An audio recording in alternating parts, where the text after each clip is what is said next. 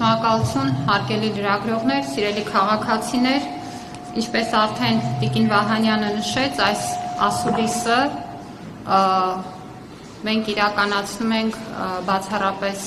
նոր ուսումնական տարվան ընդառաջ, ինչը իհարկե չի նշանակում, որ չեն կարող հնչել նաև այլ հարցեր, բայց ես իմ խոսքում կանդրադառնամ միայն կրթության ոլորտին առնչվող տեղեկատվությանը եւ այնուհետեւ պատրաստ եմ սիրով պատասխանել ձեր հարցերին եւ ձեր թույլտվությամբ առավելապես կկենտրոնանամ մի քանի հարցերի շուրջ իմ խոսքում, որոնք ավելի մեծ հանրային հետաքրքրություն են ներկայացնում, նաեւ որոշակի փոփոխություններ են ենթադրում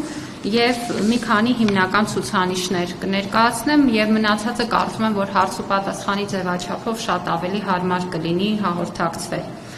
Նախ եւ առաջ կուզեի նշել, որ ինչպես եւ նախորդող 2 տարիներին մենք այս տարի շարունակելու ենք ուսումնական տարին որևէ խորագրի ներքո եւ այդ տրամաբանությամբ իրականացնելու քաղաքականությունը եւ այս տարին հայտարարել ենք ընթերցանության տարի, ինչը նշանակում է, որ ամբողջ տարվա ընթացքում մեծ ուշադրություն ենք դարձնելու մեր երեխաների ընթերցանության խրախուսման ծրագրերին ու պետք է ասեմ, որ սա ունի ֆունդամենտալ նշանակություն երեխաների առաջադիմության եւ ցանկացած այլ առարկայից սովորելու արդյունավետության տեսանկյունից եւ այդ իսկ իմաստով ընթերցանությունը նաեւ նախատեսված է կառավարության նոր ծրագրում իբրև առաջնահերթ ուղղություններից մեկը եւ վստահաբար ընթերցանության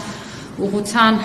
կենտրոնացումը կօգնի, որպեսզի մենք այս ուղղությամբ ավելի թիրախային եւ նպատակային աշխատանք անենք։ Տարին կմեկնարկի գրքի միջազգային 9-րդ փառատոնի շրջանակներում արդեն 2026 թվականի սեպտեմբերի 4-ին եւ մենք նախատեսում ենք գրքի փառատոնի շրջանակներում ունենալ առանձին քննարկումներ, ինչպես խթանել ընթերցանությունը թեմայով, հրավիրում եմ բոլոր հետաքրքրվածներին նաեւ մասնակցել, որովհետեւ կարծում եմ, որ այդտեղ նաեւ ականատես կլինենք տարբեր արդյունավետ փորձի միմյանց հետ կիսելուն եւ միմյանցից սովորելու գործընթացին։ Մենք տարին բաժանել ենք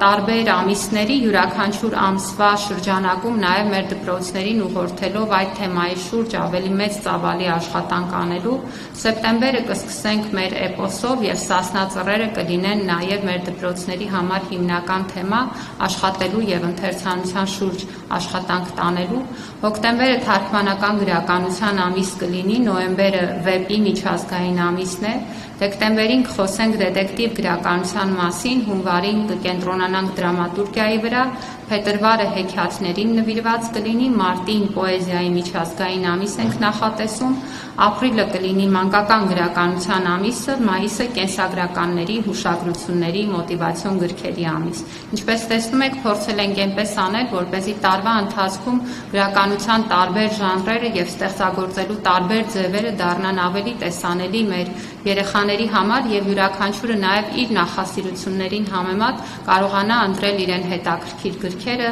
հեղինակին եւ դրանով իսկ նաեւ ընթերցանության հետ իր կապը ամրապնդել։ Ունենանք իհարկե տարվա ընթացքում ուսուցչական եւ աշակերտական համաժողովներ հոկտեմբերին եւ նոյեմբերին, որոնք նվիրված կլինեն ընթերցանությանը։ Այստեղ պետք է նշեմ մեծ ուրախությամբ, որ կրթության, գիտության, մշակույթի եւ սպորտի նախարարության ուժեղ կողմերից մեկը այն է, որ միանգամից մի քանի ոլորտների համագործակցությամբ մենք կարողանում ենք նաեւ ավելի արդյունավետ աշխատանք անել եւ մասնավորապես ընթերցանության տարվա ընթացքում ակտիվ ներգրավվածություն կունենան նաեւ մեր գրադարանները, ինչպես նաեւ թանգարանները եւ մասնավորապես գրականության եւ արվեստի թանգարանի կողմից իրականացվի առանձին կրթամշակութային ծրագիր, ինչ էին կարդում մեր գրողները, որով նախատեսվում է նաև իրականացնել մեր տարբեր գրողների տուն թանգարաններ, այցերի երթուղիներ, ուղեկցող համապատասխան տարիքային գրականության ընթերցանությամբ եւ միջոցառումներով եւ նաեւ ծրագիրը կամփոփենք մրցույթով ամենաշատ թանգարաններ հաճախած դասարանները, այսպիսով հնարավորություն կունենան նաեւ իրենց աշխատանքի գնահատական ստանալ։ Պլանավորում ենք, որ ընթերցանության օլիմպիադան կանցկացվի ոչ միայն 5-ից 6-րդ դասարանցիների համար, այլ նաև կլինի միջին եւ ավագ դասարանների բոլոր սովորողների համար,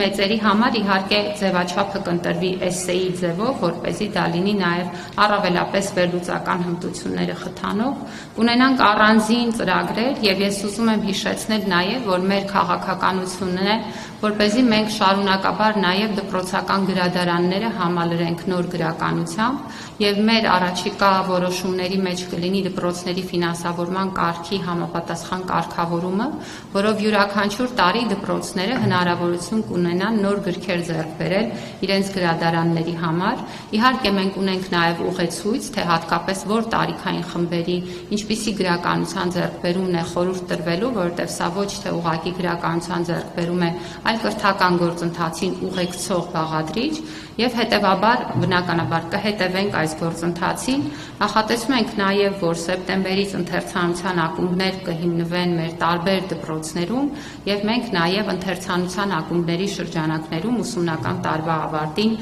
մրցույթ կկազմակերպենք եւ սրանով նույնպես կպլանավորենք մեր աշխատանքը ավելի տեսանելի եւ նաեւ համադրելի դարձնել տարբեր դպրոցների փորձը բերելով ասպարեզ։ Իհարկե ընթերցանության տարվա մասին դեռ առիթ կունենանք խոսելու եւ ես ակնկալում եմ, որ մեր լրագրողներն էլ ավելի ուշադիր կլինեն եւ այս ծրագրերի լուսաբանումը եւ նաեւ մեր տարբեր դպրոցներում իրականացվող նմանատիպ գործընթացների ներկայացումը նաեւ ձեր գործունեության մի մասը կլինի առաջիկա ուսումնական տարում։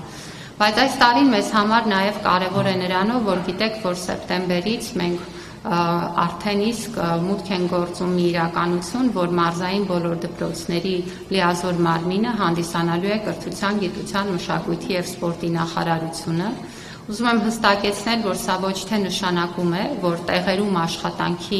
անհրաժեշտություն չի լինի, այլ մենք ուղղակի ունենում ենք ավելի հստակ աշխատանքի բաժանում կրթության, գիտության, մշակույթի եւ սպորտի նախարարության եւ տարածքային կառավարման մարմինների կամ մարզպետի աշխատակազմերի միջև։ Սա նշանակում է, որ բովանդակային կառավարման հետ կապված բոլոր հարցերը գտնվելու են կրթության, գիտության, մշակույթի եւ սպորտի նախարարության տիրույթում, վարչատնտեսական գործառույթներին առնչվող ընթացակարգերը ամբողջությամբ կենտրոնանալու են մարզպետների աշխատակազմերում։ Մենք նախընթաց մեծ ծավալի աշխատանք ենք իրականացրել մեր գործընկերների հետ, իրականացվել է նաև մեծածավալ թվայնացման գործընթաց եւ վստահ եմ, որ առաջիկայում նաև մենք կկարողանանք միասին այս նոր ձևաչափով մեր հանրակրթության կառավարման, արդյունավետության եւ որակի նոր չափանիշների հասնել։ Վստահաբար այստեղ ընթացքում մեր աշխատանքի ծավալը ու ձևաչափը մարզերի հետ փոխվելու է, նախարարությունում պլանավորված է նաև համապատասխան կառուցվածքային փոփոխություն, որի առաջին փուլը արդեն իսկ հաստատված է։ Մենք ունենանք նաև մարզային համակարգողներ, որոնք ավելի կկենտրոնանան տարբեր մարզերում տեղակայված դպրոցների հետ աշխատանքի վրա, բայց ելի եմ կրկնում, որ մեր հիմնական նպատակն է ոչ թե մեխանիկորեն որոշ գործընթացներ իրականացնելը, այլ դրանց նաև բովանդակությունը վերանայելը եւ շատ process-ների թվայնացման միջոցով դրանց նաև իրականացման արդյունավետությանը հասնելը եւ մասնավորապես հենց այդ նպատակով է, որ մենք պլանավորել ենք նաև մեծ ծավալի աշխատանքները իրականացնել թվային տիրույթում։ Պետք է ասեմ նաև, որ այս տարին մեզ համար կարևորվելու է նրանով, որ սեպտեմբերից մեր բարձրագույն կրթության եւ հանրակրթության համակարգի համար հասանելի է դառնում արհեստական բանականության կրթական գործիքները շատ մեծ ծավալով։ Firebird-ի եւ OpenAI-ի հետ համագործակցությամբ 50,000 բաժանորդագրությունը դառնալու է հասանելի եւ այդ բաժանորդագրության միջոցով մենք նախատեսում ենք, որ թե մեր սովորողները, իդեպ հանրակրթության պարագայում խոսում ենք բացառապես ավագ դասարանների մասին եւ թե բուհական համակարգը ունենա հնարավորություն արհեստական բանականության կրթական գործիքները օգտագործել։ Ինչու եմ շեշտում կրթական գործիքները, օրինակ վստահաբար դուք ծանոթ ChatGPT հարթակին, բայց կա ChatGPT Edu գործիքակազմը, որը պլանավորված է հենց կրթական գործընթացներին արհեստական բանականության աջակցությանը։ Ինչ է սա նշանակում։ Պատկերացրեք օրինակ, որ դպրոցի տնօրենը որը ամբողջությամբ էլեկտրոնային մատյանում թվային տիրույթում տեսնում է երեխաների գնահատականները, բացակայությունները, արհեստական բանականության գործիքակազմով կկարողանա նաև օրինակ վերլուծություններ ունենալ եւ իր համար հասկանալ ավելի խոցելի տեղերը, այն ուղղությունները, որոնց վրա պետք է ավելի մեծ ուշադրություն դարձնի։ Սա մեկ ուղղություն է, ինչպես դպրոցի ադմինիստրացիան կարող եւ նաեւ իր աշխատանքները դպրոցի մակարդակում ճիշտ պլանավորել, ուսուցիչները ունենալու են հնարավորություն գործիքակազմի միջոցով մեխանիկական աշխատանքից ազատել իրենց ժամանակը եւ կենտրոնանալ ավելի ստեղծագործական աշխատանքի վրա։ Օրինակ, այս գործիքակազմը կարող է օգնել տարբեր առաջադրանքների կազմմանը, տարբեր թեստերի կազմմանը, կարող է օգնել նաեւ թեմատիկ պլանավորմանը եւ այստեղ իհարկե կարծում ենք, որ մեր թե ուսուցիչները եւ թե տնօրենները կունենան մեծ աջակցության կարիք եւ առաջիկայում կլինեն նաեւ համապատասխան ուղեցույցներն ու տեսանյութերը, որոնք կտրամադրվեն եւ հնարավորություն կընձեռեն կրթական համակարգում այս գործիքակազմի օգտագործման արդյունավետությունը բարձրացնել։ Մենք պլանավորել ենք նաեւ վերապատրաստումների մեծ գործընթաց եւ սրանով ուզում ենք ասել, որ կրթական համակարգը պետք է սովորի առնչվել արհեստական բանականության հետ։ Դա մի իրողություն է, որը այլևս մեր կյանքի մասն է եւ մենք վստահ ենք, որ միայն գրագետ եւ մտածված լուծումներն են, որ կկարողանան այդ գործիքակազմը մեզ ծառայեցնել հօգուտ որակյալ կրթության, ոչ թե դրանով բերել մեծագույն մարտահրավերներ, որոնց այսօր հանդիպում է ամբողջ կրթական համակարգը ամբողջ աշխարհում։ Իհարկե, այստեղ մենք բազմաթիվ այլ հարցեր ունենք եւ առաջին հերթին կարծում եմ, որ օրենսդրության մշակման անհրաժեշտություն կա, որի շուրջ նաև բարձր տեխնոլոգիական արդյունաբերության նախարարության համատեղ աշխատանքները կիրականացվեն եւ վստահաբար այս համընթաց գործողությունները կօգնեն, որպեսզի մենք այս տեխնոլոգիական մարտահրավերներին մեր համակարգում ճիշտ արձագանքենք, բայց ուզում եմ ձեզ նաև առիթից օգտվելով, քանի որ այս թեմայից խոսեցինք, հիշեցնել մեր երկու ծրագրերի մասին, որ մենք արդեն իսկ դպրոցներում իրականացնում էինք, մասնավոր ոլորտի գործընկերների հետ աջակցությամբ, մասնապես STEP AI ծրագիրը, որը արհեստական բանականության համակցված դասընթացներ է ենթադրում եւ ներդրված է մեր 15 դպրոցներում արդեն մի քանի տարի շարունակ, ինչպես նաև արհեստական բանականության սերունդ ծրագիրը, որը այս տարվա սեպտեմբերից կընդլայնվի եւ 39 դպրոցներում հասանելի կլինի, եւ սա հնարավորություն է տալիս նաև, որ մենք մեր դպրոցներում ավելի ուղղորդված աշխատանք տանենք եւ մեր երեխաների համար մասնագիտական կողմնորոշման հնարավորություններ բացենք, որոնք նաև նրանք ավելի մրցունակ են դառնում վաղվա ուրեմն աշխարհում եւ այն հմտություններն են ձևավորում, որոնց կարիքը իսկապես կա, ու սրա արդյունքը մենք տեսնում ենք նաև այն ցուցանիշներով, որ օրինակ գրանցել են մեր երեխաները միջազգային ստուգատեսերում եւ պետք է հիշեցնեմ, որ այս տարի արհեստական բանականության միջազգային օլիմպիադայում մենք 2 բրոնզե մեդալ ենք ունեցել, ընդ որում շատ կարեւորում եմ, որ մենք պետական դպրոցների աշակերտների կողմից ենք նման արդյունքներ գրանցել, ընդ որում նաեւ մարզային պետական դպրոցների, եւ ես սա հատուկ եմ շեշտում, որովհետեւ տեսնում եմ, որ հատկապես մեր կրթության ոլորտի լուսաբանման մեջ մենք շատ հաճախ չենք նկատում այն լավ եւ բազմաթիվ օրինակները, որ ունենք մեր երկրի տարբեր համայնքներում գտնվող դպրոցների կողմից եւ մեզ հաճախ թվում է, որ խոսելով կրթության որակի մասին մենք ունենք այսպիսի իրավիճակ օրինակ մայրաքաղաքում եւ այսպիսի իրավիճակ մարզերում, այնինչ պետք է հասկանանք, որ հանրակրթությունը բավականին բազմաշերտ եւ բազմաչափ է եւ մեր բազմաթիվ մարզային դպրոցներ ունեն շատ լավ ցուցանիշներ, ինչպես արհեստական բանականության, այնպես էլ միջազգային օլիմպիադաների այլ ուղղություններով եւ այստեղ ես ուզում եմ նաեւ ընդգծել, որ եթե մենք նախորդ տարի գրանցել էինք 91 մեդալ,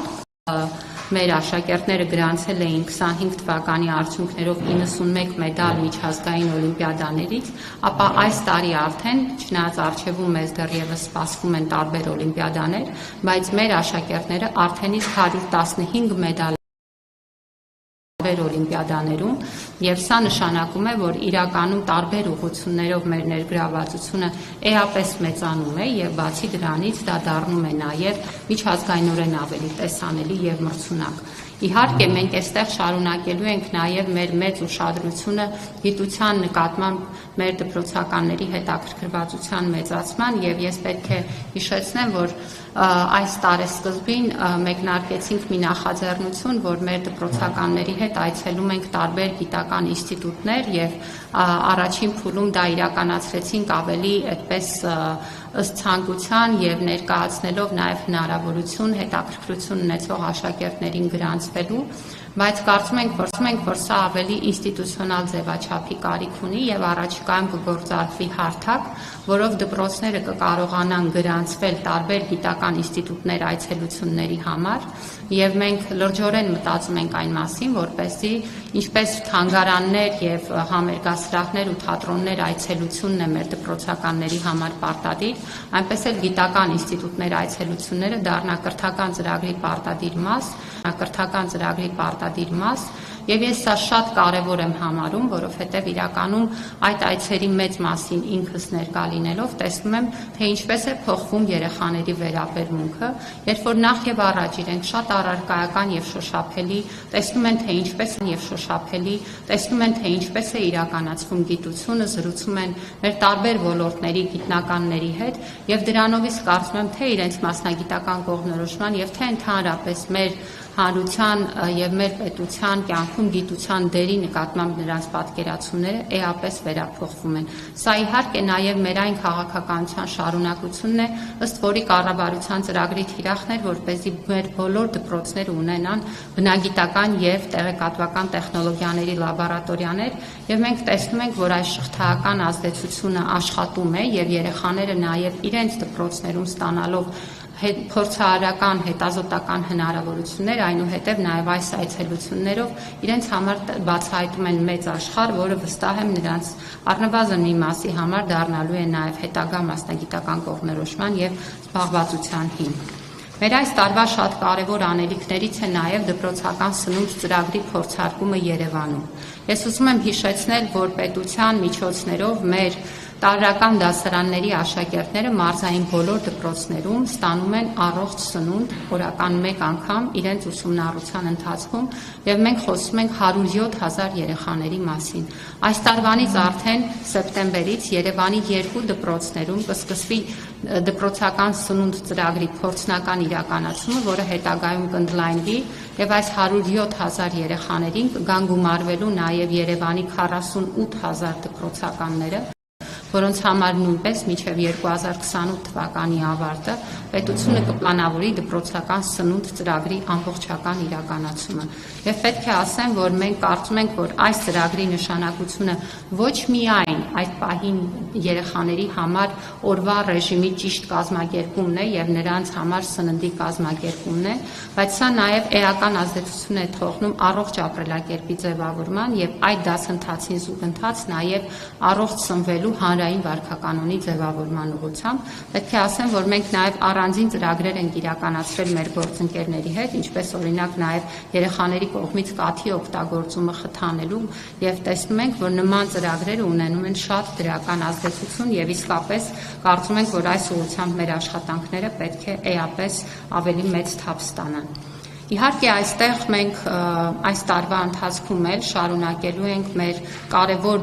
բովանդակային բարեփոխումները, որոնք վերաբերում էին ուսուցիչների մասնագիտական զարգացմանը, ատեստավորման համար դիմումները արդեն ընդունվում են եւ աշնան ամիսներին կկազմակերպվեն համապատասխան ատեստավորման գործընթացները թե դպրոցների ուսուցիչների համար, թե մանկահրաժարակաբանական ծառայությունների աշխատակիցների, թե քոլեջների եւ թե արտադպրոցական հաստատությունների մանկավարժների համար։ Մենք այս իմաստով էլ ունենք բավականին լավ ցուցանիշներ եւ այդ իմաստով ակնկալում ենք, որ աշնան ամիսները կլինեն բավական ակտիվ եւ այդ ատեստավորումների արդյունքում կունենանք բարձր վարձատրության գնացող նորանոր մասնագետներ, ընդ որում ձեզ պետք է հիշեցնեմ, որ մենք ունենք որոշում եւ կառավարության նոր ծրագրում արդեն իսկ ամրագրված է կամավոր ատեստավորման գործընթացի վերափոխումը ուսուցիչների համար, ինչը նշանակում է, որ արդեն իսկ հասանելի է դառնալու որոշակի տրամաբանությամբ 300,000 դրամ դրույքաչափը, ի տարբերություն այս նախորդ փուլում գործող 200,000 դրամ դրույքաչափի, եւ դրան գումարվելու է նաեւ համապատասխան հավելավճարը ցուցաբերած արդյունքի հիման վրա։ Սա ցույց է տալիս մեր այն քաղաքականությունը, որ մենք ասում ենք, որ ուսուցիչների վարձատրության համակարգը պետք է անընդհատ զարգանա, մենք չենք դնում սահմաններ եւ կարծում ենք, որ մեր ուսուցիչները պետք է լինեն մեր հասարակության ներսում ամենահարգված, ամենահեղինակավոր եւ ամենապահանջված մասնագիտություններից մեկի տերմարտիկ։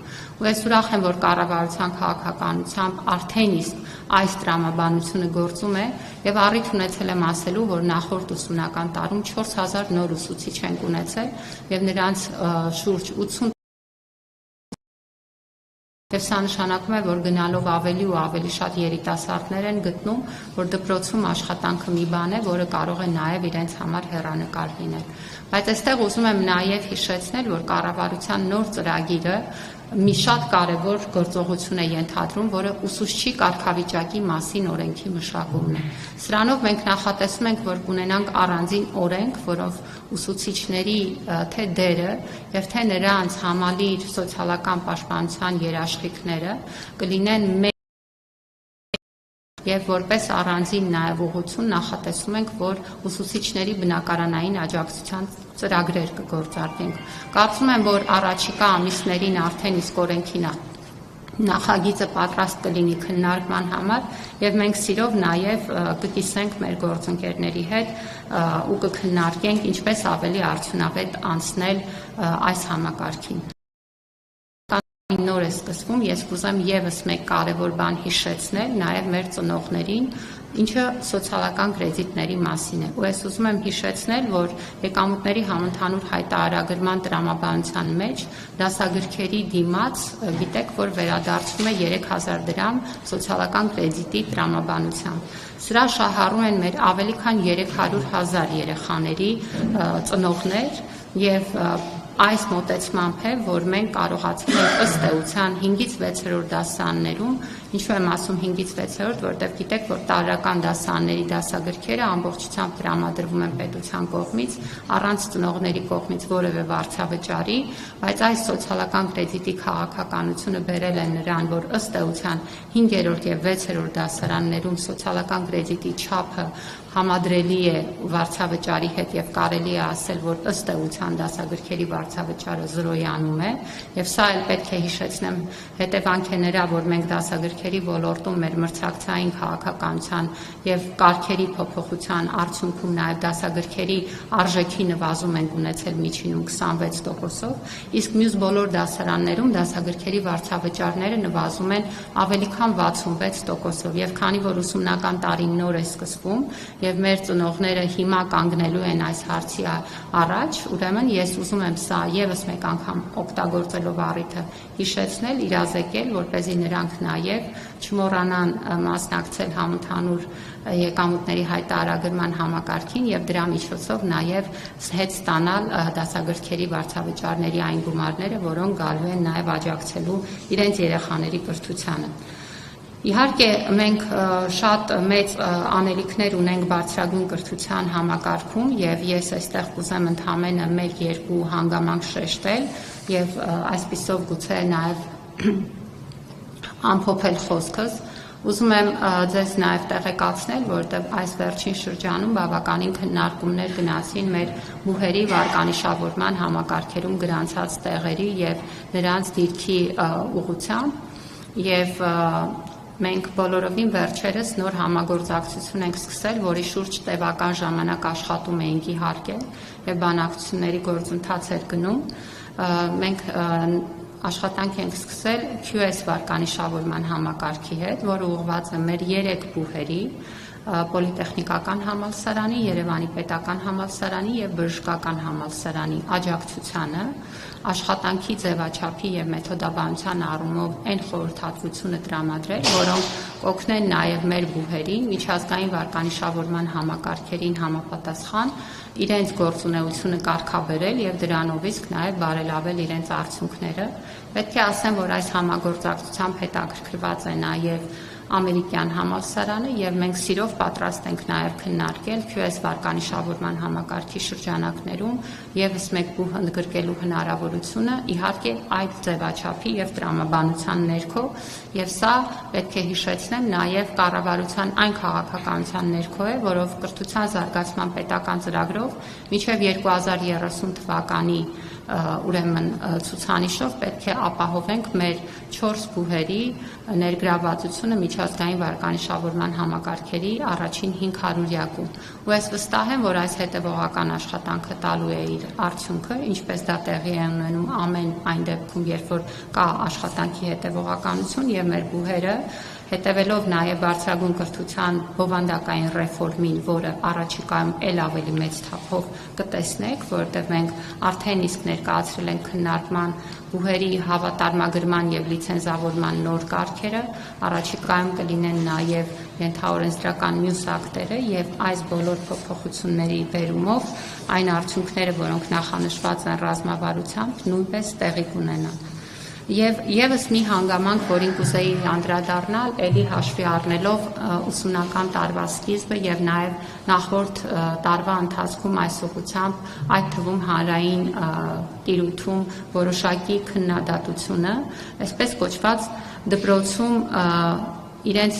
տարիքից ուշ ընդգրկված երեխաների մասին եմ ուզում խոսել։ Գիտեք, որ բավականին հարցադրումներ առաջացրեց նախարարության այն քաղաքականությունը, որով մենք առաջարկում էինք խստացնել մոտեցումները, որ երեխաները պետք է հաճախեն դպրոց մինչև ուրեմն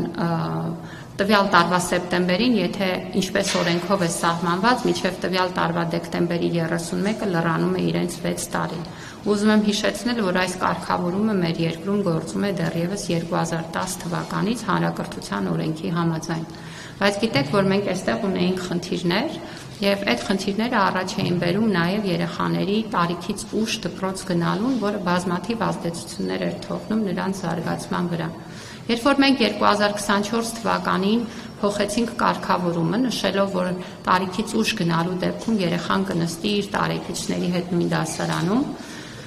եւ դա արեցինք մի տարի առաջ, այսինքն 25-ին ուժի մեջ մտավ, որպեսզի մեր ծնողները բավարար չափով իրազեկված լինեն եւ կարողանան իրենց որոշումները նախապես եւ ճիշտ ընդունել, նախորդ տարի ունեցանք բավականին մեծ ուրեմն անհանգստություն, թե արդյոք սա ճիշտ որոշում է երեխաների լավագույն շահի տեսանկյունից։ Մենք ամբողջ տարի այս երեխաների խմբի հետ, իսկ մենք խոսում ենք 469 երեխաների մասին, որոնք նախորդ տարի ուրեմն այս կարգավորման ներքո շահառու են եղել, այսինքն իրենց տարիքից ուշ են գնացել դպրոց, մենք առանձնահատուկ աշխատանք ենք իրականացրել եւ նաեւ մոնիտորինգի ենք ենթարկել երեխաների առաջադիմության ցուցանիշները, լինելու ուշադիր որևէ երեխայի լավագույն շահը չվնասելու եւ նրանց բավարար աջակցելու ուղղությամբ։ Եվ ինչ պետք է ասեմ տարեվերջին այս երեխաների մեկ ուսումնական տարվա արդյունքների վերլուծությամբ։ Պետք է ասեմ, որ այդ երեխաների 93%-ը ցուցաբերել է դրական առաջադիմություն, ինչը նշանակում է, որ նրանք ոչ միայն կարողացել են յուրացնել բաց թողածը,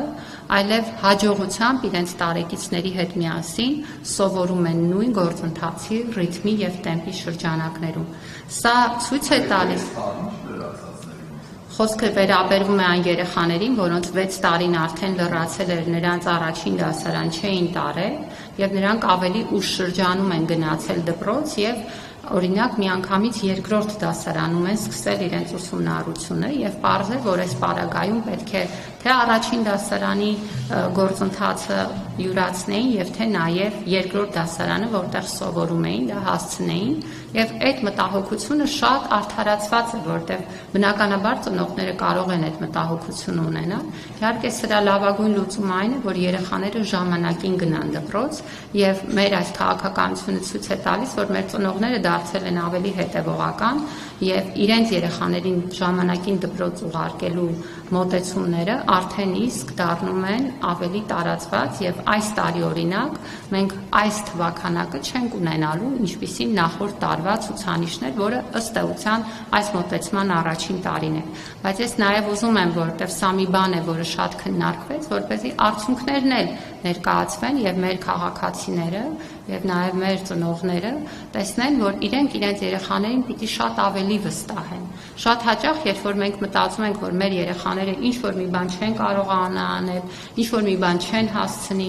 գուցե այստեղ խնդիրը ավելի շատ մեր ծնողական անհանգստությունն է, քան մեր երեխաների իրական կարողությունները, ու ես գտնում եմ, որ մեր յուրաքանչյուր ծնողի պարտավորությունն է նաեւ իր երեխային վստահելը։ Երբ որ վստահում ես եւ ստեղծում ես հնարավորություններ ու պայմաններ տալիս ես աջակցությունը, ես ավելի քան վստահ եմ, որ մեր երեխաների համար անկարելի գրեթե ոչինչ չի կարող լինել։ Եվ այս ցուցանիշը դրա մասին է, որովհետև այն երեխաները, որոնց ծնողները ունեցել են մտավախություն, բայց որոնք սկսել են այդ աշխատանքը, նրանց 93%-ը չի գրանցել որևէ խնդիր։ Ավելին ձեզ ասեմ, նրանց մեջ 47%-ը ստացել է գերազանց միավորներ, ինչը ստացվում է, որ այս երեխաների մասով մեր որևէ անհանգստություն հիմնավորված չի։ Նրանք, ովքեր չունեն լավ արդյունքներ, այսպիսի, հիմնականում կրթության առանձնահատուկ պայմանների կարիք ունեցող երեխաներ են, որոնց հետ աշխատանքը գիտեք, որ այսպես թե այնպես իրականացվում է անհատական ուսումնական պլաններով եւ այլ տրամաբանությամբ։ Թերևս մեր կրթության ոլորտի թեմաները շատ են եւ ես այս պահին կանգ կառնեմ ձեզ տալով հնարավորություն նաեւ ձեր հարցադրումներով խոսել ավելի հետաքրքիր թեմաների եւ հանրությանը գուցե այս պահին հուզող հարցադրումների, որոնք հուսով եմ կհնչեն։ Խնդրեմ։